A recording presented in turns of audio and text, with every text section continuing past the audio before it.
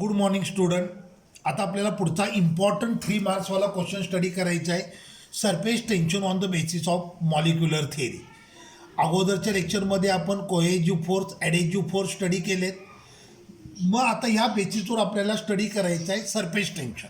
आता बघा, तुम्ही एखाद्या कंटेनरमध्ये पाणी घेतलं, कंटेनर पाण्यानं भरून ठेवलं आहे, त्याचा वरचा जो फ्री सरफेस असणार आहे, त्याचा जो टॉप सरफेस असणार आहे, तो दिसतो just like stretched elastic membrane. तो सरफेस बिहेव करतो as if it is under tension. आणि लिक्विड सरफेसवरचं जे टेन्शन असतं त्यालाच आपण म्हणतो सरफेस टेन्शन. अगदी साधं एक्झाम्पल, आपल्या घरात रुमाल असतो, त्या रुमालवर जर फोर्स अप्लाय केलेला नसेल तर रुमालाला अशा सुरकुत्या वगैरे पडलेल्या असतात, तो असा लूज पडलेला असतो, चुरगाळलेला असतो, बरोबर आहे. पण तुम्ही कधी वॉटरचा टॉप सरफेस किंवा कोणतंही लिक्विड असेल त्याचा टॉप सरफेस असा चुरगाळल्यासारखा दिसताना बघितला आहे का? नाही, ते तसं दिसत नाही. कोणतंही लिक्विड असेल त्याचा टॉप सरफेस असतो, it always looks like stretched elastic membrane. It always behaves as if it is under tension and tension on liquid surface is called as surface tension. तर आता बघा, आपल्याला सरफेस टेन्शनला प्रूव्ह करायचं आहे on the basis of molecular theory. माझ्याकडे एक container आहे. A container is filled with liquid like that. A container is filled with liquid.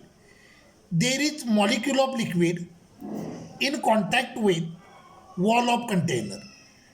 हा मिडलला मी जो डॉट काढला आहे तो डॉट म्हणजे मॉलिक्यूल आहे, आणि बाहेरच्या बाजूला जे सर्कल काढलं आहे ते म्हणजे त्याचा स्पियर ऑफ इन्फ्लुएन्स आहे. लक्षात आलं? आता हा मॉलिक्यूल आहे तो लिक्विडच्या टॉप सरफेसवर आहे, लिक्विडच्या फ्री सरफेसवर आहे, in contact with wall of container. ह्या मॉलिक्यूलवर डिफरंट फोर्स ॲक्ट होतील. आता खालच्या बाजूला बघा, सेम टाईपचे लिक्विड मॉलिक्यूल असणार आहेत.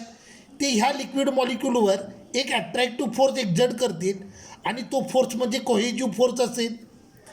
दिस molecule will experience a cohesive force due to remaining liquid molecule in inward direction.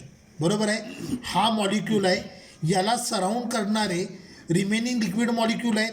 हे लिक्विड मॉलिक्यूल गिवन मॉलिक्यूलवर एक फोर्स एक्झर्ट करतील, तो कोहेजिव्ह फोर्स असेल.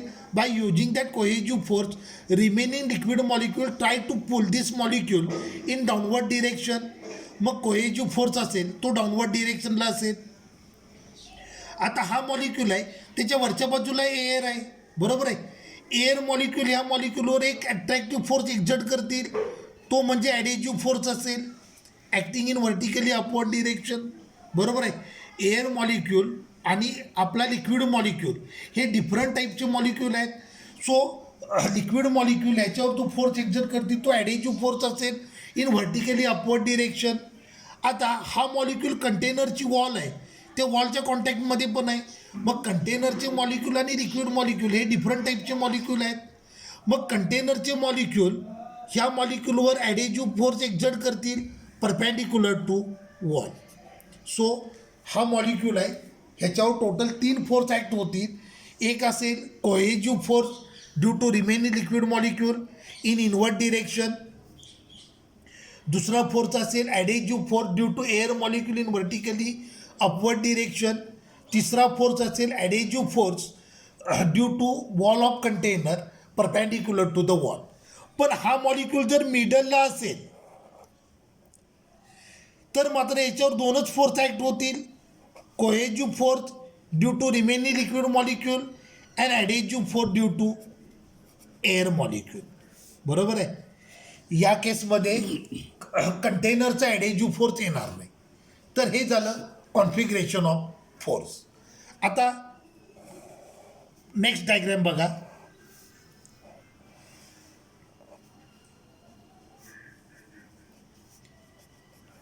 Container is filled with liquid.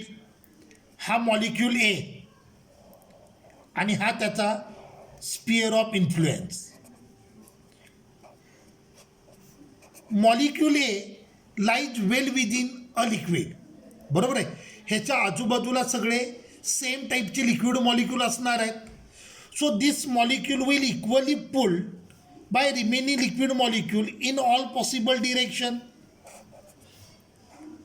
मी काय म्हणतो लक्षात आलं, molecule A lies well within a liquid. Molecule A lies in interior portion of liquid. ह्याच्या आजूबाजूला सगळे लिक्विड मॉलिक्यूल असणार आहेत, ते सेम टाईपचे मॉलिक्यूल असणार आहेत. So this molecule will equally pull by remaining liquid molecule in all possible direction. आता बघा, हा फोर्स या फोर्सला कॅन्सल करेल, हा फोर्स या फोर्सला कॅन्सल करेल, हा फोर्स या फोर्सला कॅन्सल करेल आणि हा फोर्स या फोर्सला कॅन्सल करेल. So given molecule is equally pulled by remaining liquid molecule in all possible direction. So resultant force acting on molecule A is 0. So it remains in equilibrium position. लक्षात आलं, ह्या मॉलिक्यूलवरचा resultant force 0 असेल तर हा molecule इक्विलिब्रियममध्ये असेल. Okay, आता next diagram बघा.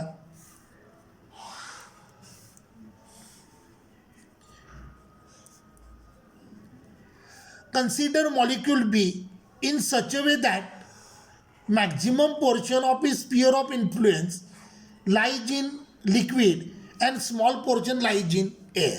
हा मॉलिक्यूल बी.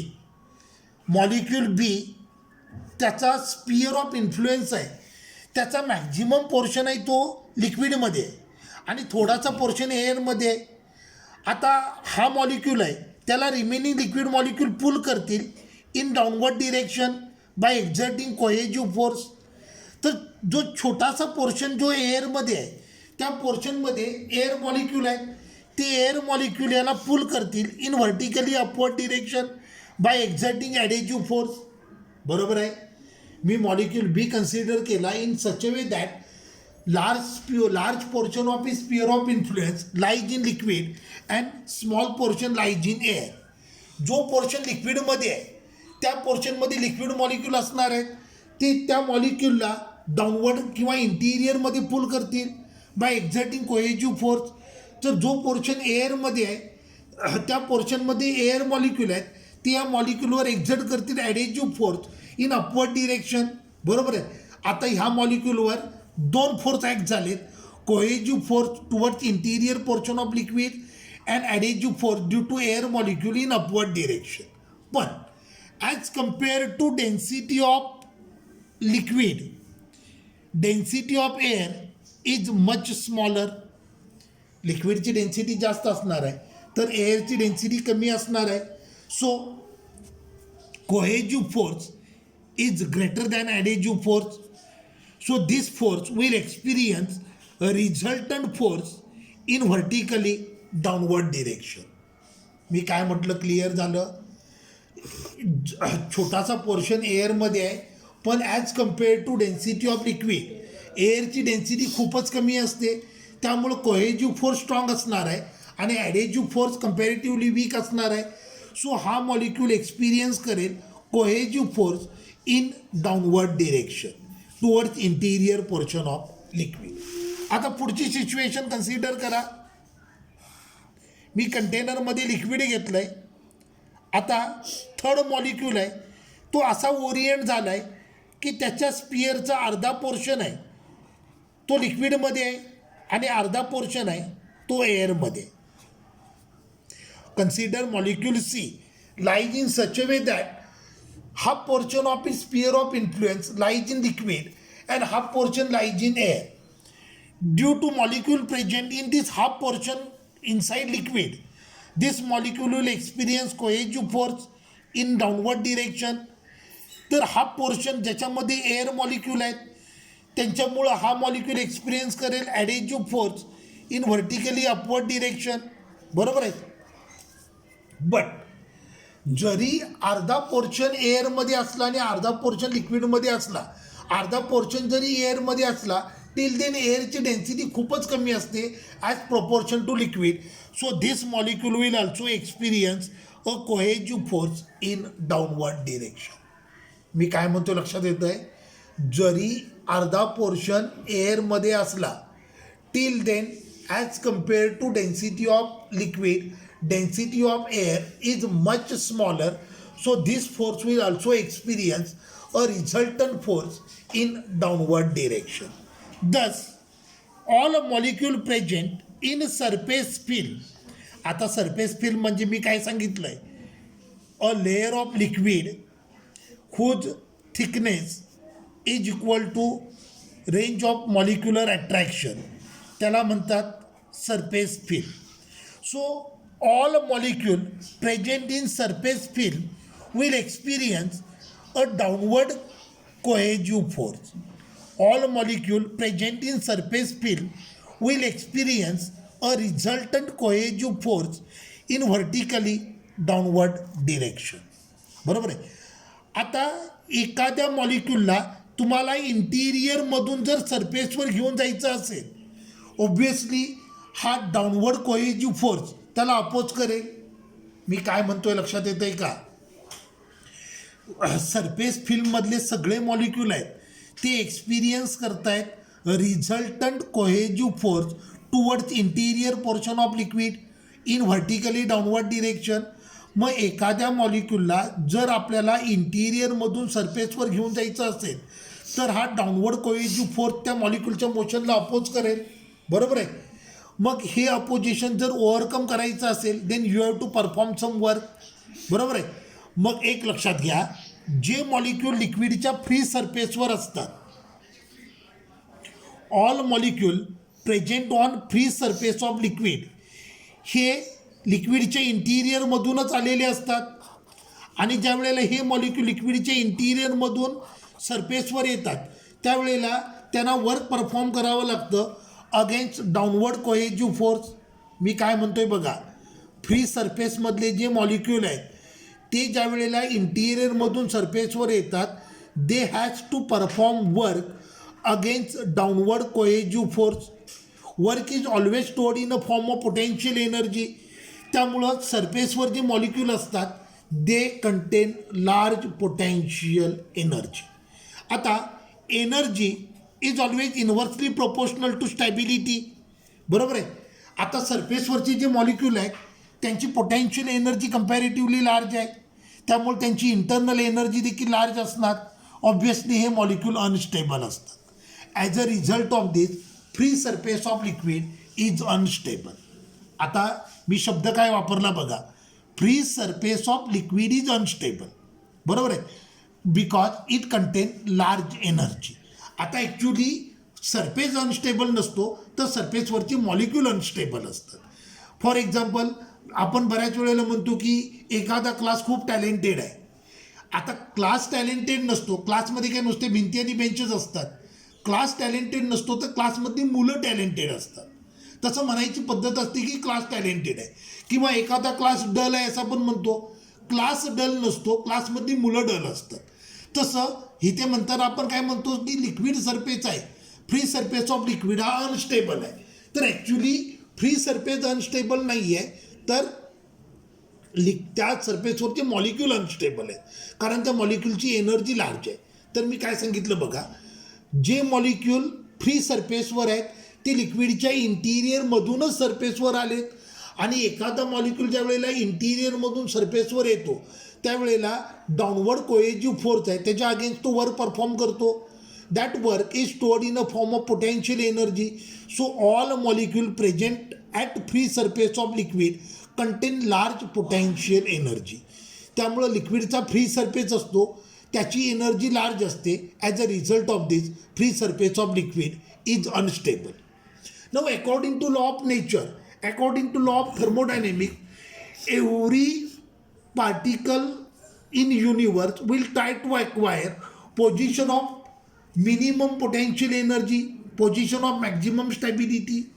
कुठलंही मटेरियल असेल त्या मटेरियलची नॅचरल टेंडन्सी असते, कुठलाही सरफेस असेल त्या सरफेसची नॅचरल टेंडन्सी असते. It always try to minimize its potential energy in order to increase stability. तर लिक्विडचा फ्री सरफेस असतो त्या फ्री सरफेसची नॅचरल टेंडन्सी असते टू ॲक्वायर स्टॅबिलिटी. आणि स्टॅबिलिटी ॲक्वायर करायची असेल तर त्याला एनर्जी मिनिमम करायला पाहिजे. आता एनर्जी मिनिमम करण्यासाठी सरफेसवरच्या काही मॉलिक्यूलना त्याला रिमूव्ह करावं लागेल. And for that purpose liquid surface will try to minimize its surface area. मी खूप इम्पॉर्टंट पॉईंट तुम्हाला सांगितलं आहे. मी काय म्हणतोय बघा, युनिवर्समधला प्रत्येक सरफेस असेल त्या सरफेसची नॅचरल टेंडन्सी असते, it try to acquire position of maximum stability.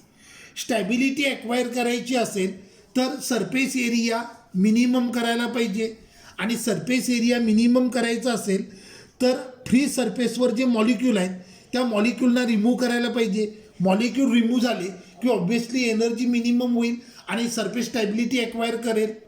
आता बघा, out of all geometric figure sphere has minimum surface area as compared to cylinder, as compared to square. Out of all geometric figure minimum surface area कुणाचा असतो? स्पियरचा असतो.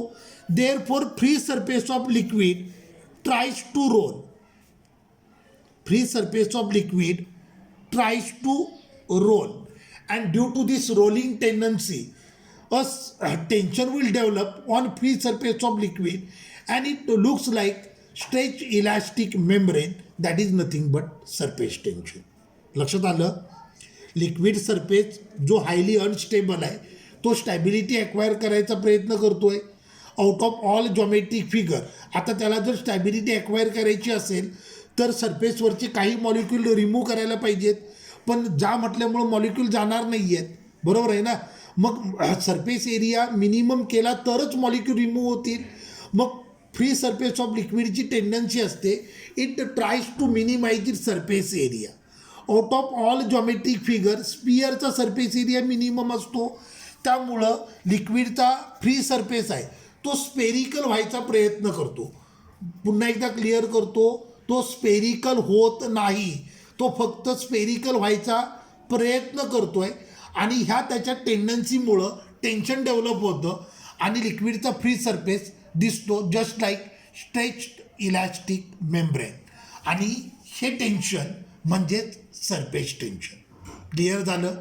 लास्टवाला point मी पुन्हा एकदा clear करतो. All molecule present on free surface of liquid हे लिक्विडच्या इंटिरियरमधूनच सरफेसवर आलेले असतात, आणि ज्या वेळेला ती इंटिरियरमधून सरफेसवर येतात त्यावेळेला त्यांना वर्क परफॉर्म करावं लागतं again downward cohesive force. So this work stored in a form of potential energy. So all molecule present on free surface of liquid contain large potential energy. So free surface of liquid is highly unstable. According to law of nature ह्या free सरफेसला stability acquire करायची आहे, आणि stability acquire करण्यासाठी त्याला energy minimum करावी लागेल, म्हणजे काही मॉलिक्यूलना सरफेसवरनं रिमूव्ह करावं लागेल, आणि सरफेसवरनं रिमूव्ह करण्यासाठी त्याला एरिया मिनिमाइज करावा लागेल. Out of all geometric figure स्पियरचा सरफेस एरिया मिनिमम आहे, त्यामुळे लिक्विडचा फ्री सरफेस स्पेरिकल व्हायचा प्रयत्न करेल, आणि ह्या त्याच्या टेंडन्सीमुळं तो होत नाही, तो स्पेरिकल होत नाही, फक्त तो प्रयत्न करतोय. And due to that tendency, due to that rolling tendency tension develop होतं. ते टेन्शनमुळं free surface of liquid looks like as if it is under tension, that is called as surface tension. Clear झालं? हे important question आहे, हा point खूप important आहे. Theory point of view हा 3 मार्कचा इम्पॉर्टंट क्वेश्चन आहे. एक्झामला खूप वेळेला क्वेश्चन आला आहे, discuss surface tension on the basis of molecular theory. Next लेक्चरमध्ये आपल्याला सरफेस टेन्शनची डेफिनेशन आणि बाकीचे पॉईंट स्टडी करायचे आहेत. सो आपण थांबूया.